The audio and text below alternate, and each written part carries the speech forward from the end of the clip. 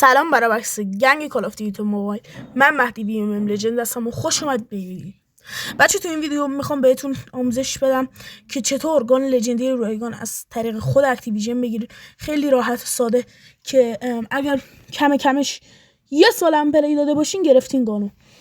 و یه گان دیگه هم هست که مدتش تموم شده و اونایی که گرفتن، حالا میگم چه گانیه، و اونایی که گرفتن دیگه خوشبخشون نشه دیگه. پس بریم سراغ ویدیو بچه.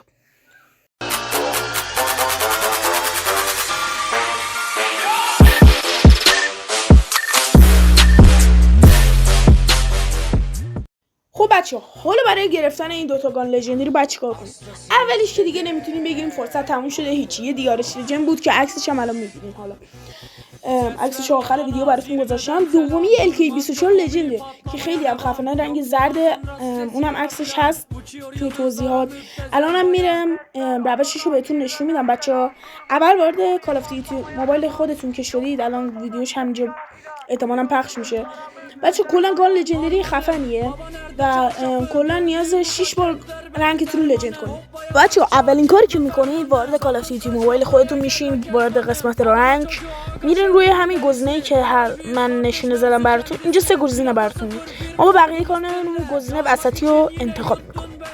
وقتی که وارد گزینه میشیم اینجا صفحه برام باز میشه بچه‌ها. میبینید که اینجا کلایم زده 0 از 6. حالا من این یه اکانت دیگه‌مه بچه‌ها، اکانت قدیم وگرنه LK24 داره. بچه اینجا رو میبینید، این روند شماست. اگه شما لجند شین اینا یکیشون پر میشه. و بچه‌ها وقتی که شما 6 بار بتونین رنگ که چه بتل چه مولتیتون لجند کنید، میتونین این LK24 رو از طریق همینجا کلایم بزنید و تمام. LK24 لجند رو به صورت کاملا رایگان و قانونی از طریق خود اکتیویژن دریافت کنید. بچه‌ها خیلی ممنون که تا آخر این ویدیو با من همراه بودید. لایک، کامنت، سابسکرایب یادتون نره بچه‌ها. تازه اول کاناله، پس حمایت کنین ازمون. برای شما فقط یه دکمه و کامنت و ایناه، ولی برای من یه دنیاست بچه‌ها. پس خداحافظ تا یه ویدیو دیگه، به امید دیدار.